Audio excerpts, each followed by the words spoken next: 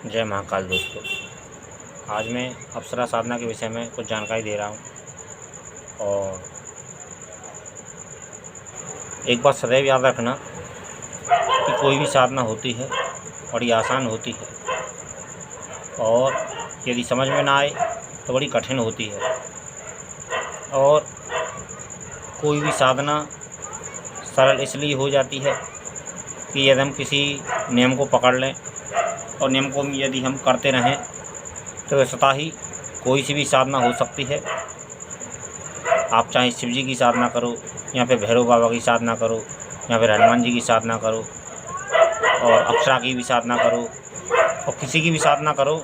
लेकिन यदि हम नियम से किसी साधना को करते हैं और नियम पूर्वक अपने जीवन में एक अंग बना लें उस चीज़ को, अध्यात्म को, या फिर किसी मंत्र जाप को, या फिर किसी भी पाठ को, या फिर कोई भी शक्ति हो सकती है, शक्ति कोई भी हो सकती है, उससे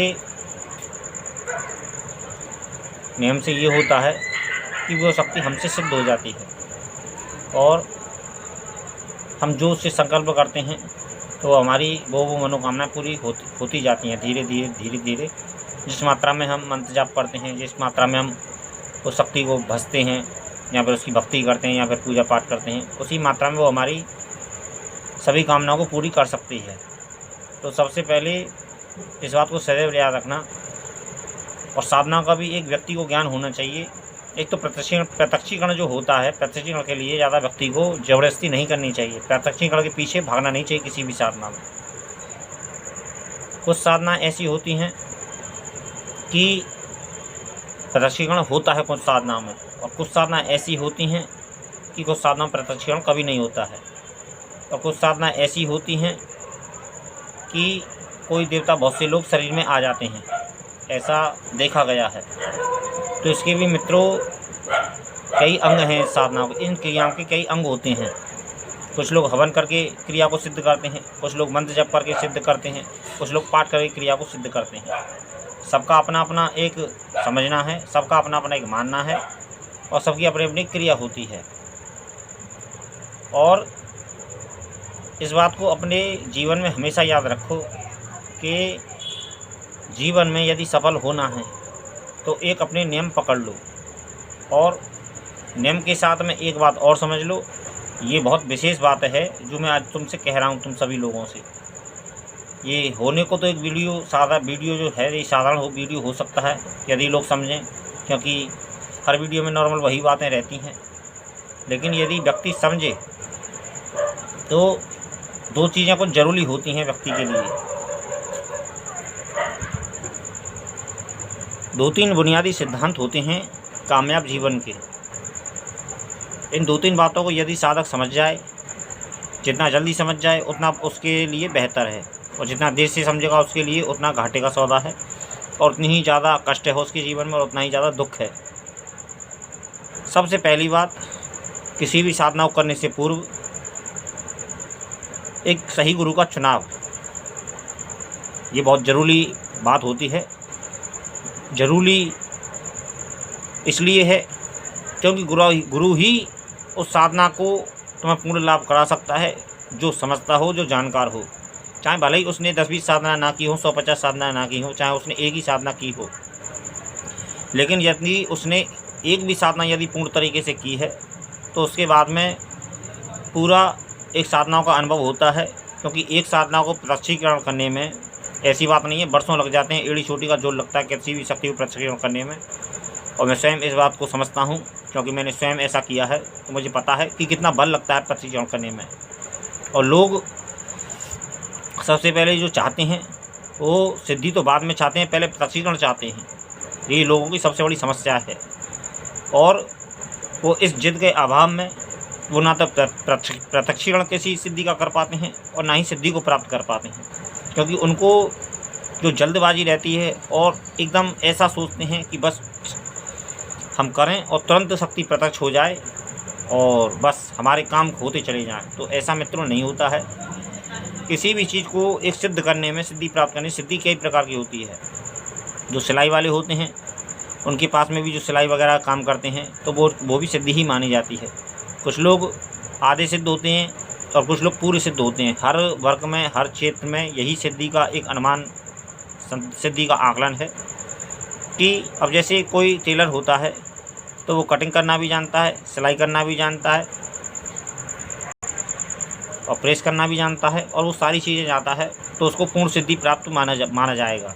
यदि कोई भौतिक टेलरगिरी का जो काम करते हैं, सिलाई वाले जो काम करते हैं, उन लोगों के पास में सिलाई भी होती, जिसकी कटाई का क्योंकि काम बहुत बड़ा होता है अपने आप में, और फिर उसको सिलना और पूरी तरीके से तैयार करना, तो उसके पास में एक तरीके से कहा जा सकता है कि पूर्ण सिद्धि है उसके पास में एक सिलाई की। तो समझने वाली बात यह है कि दो चार जो मुख्य बातें होती हैं किसी भी शक्ति को, ऐसी बात नहीं है कि जब तक हम 100 माला नहीं जपेंगे या फिर 51 माला नहीं जपेंगे या फिर 21 माला नहीं जपेंगे जब तक हमें सिद्धि प्राप्त नहीं होगी। यह गलत अनुमान है और गलत सिद्धांत है। मेरा ऐसा मानना है स्वयं का कि यदि हम एक माला नियम से किसी भी शक्ति की जाप करें तो एक माला से भी हम सिद्धि को प्राप्त कर सकते हैं और देवता को साध सकते हैं। मेरा ऐसा मानना है और मैं ऐसा मानता हूँ, और यह मेरा प्रैक्टिकल है कि हम जरूरी नहीं कि 21 माला जपें या फिर 51 माला जपें या फिर 101 माला जपें। ज़्यादा माला जो जपने का होता है, ज़्यादा माला जाप करते हैं तो हमको ज़्यादा फल मिलता है और ज़्यादा अनुभव प्राप्त होते हैं। लेकिन यदि देवता की हमको सिद्धि चाहिए तो हमको एक माला से भी सिद्धि प्राप्त हो सकती है, पहली बात।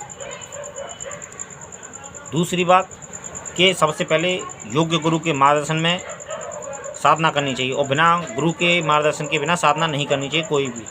भक्ति की पूजा पाठ तो हम कर सकते हैं बिना गुरु के भी, और किसी भी भगवान का स्तोत्र वगैरह या फिर हनुमान चालीसा वगैरह ये ऐसा तो कर सकते हैं, लेकिन सिद्धि प्राप्ति के लिए गुरु की आवश्यकता होती है, और इस बात को ध्यान में रखना चाहिए साधक को। और हमें क्या मनोकामना करनी चाहिए और हमें कैसे हमारी मनोकामना की पूर्ति होती है, इसका भी अपना एक बुनियादी सिद्धांत है कि नियम से किसी भी चीज़ को करने पर सबसे पहले तो हम किसी भी देवी देवता से मांगें तो सबसे पहले तो रोज़ रोज़ नहीं मांगा जाता है, सबसे पहली बात, और रोज़ रोज़ नहीं मांगा जाता। दूसरी बात कि एक बार में हमको सब कुछ मांग लेना चाहिए एक देवता से, एक बार में सब कुछ जो भी सोच समझ हो, क्योंकि संकल्प जो होता है, जो मांग जो होती है वो एक बार होती है किसी भी देवी देवता से। रोज़ रोज़ मांग बात जांच नहीं करनी चाहिए, और रोज़ रोज़ मांग जांच होती भी नहीं है, ये गलत तरीका है। कुछ लोग रोज़ रोज़ मांग जांच अलग अलग, रोज़ नई समस्याएं होती हैं जीवन में और नई कुछ उलझनें होती हैं, तो उसके तरीके से करते हैं, रोज़ नई नई डिमांड करते हैं, तो वो समस्या में पड़ जाते हैं। देवता भी थोड़ा सा नाराज़ होता है इस बात से। तो हमको देवता से कभी भी कोई भी मांगे, देवी हो या फिर देवता हो और यक्षिणी हो, सब अप्सरा हो, तो हमको सबसे पहले एक संकल्प रखना चाहिए, और हम एक माला से भी सिद्धि प्राप्त कर सकते हैं। प्रत्यक्षीकरण के चक्कर में नहीं भागना चाहिए, जल्दबाजी नहीं करनी चाहिए साधक को, और सिद्धि की सोचना चाहिए और एक नियम को सोचना चाहिए कि नियम अपने जीवन में एक अंग बांधो। ऐसा नहीं कि 21 दिन आप जाप कर लो और 21 दिन में ही आपको सब कुछ प्राप्त होता है, तो ऐसा नहीं होता है। 21 दिन के बाद में उसकी फल डिक्लेयर होता है और इसकी 21 दिन के बाद में उसका फल मिलता है धीरे धीरे।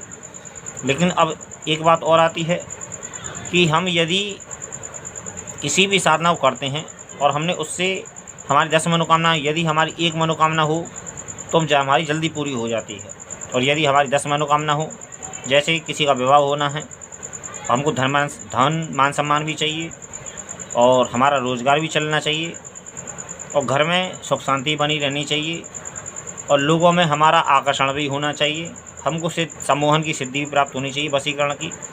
तो ये 5-6 चीज़ें हो गई।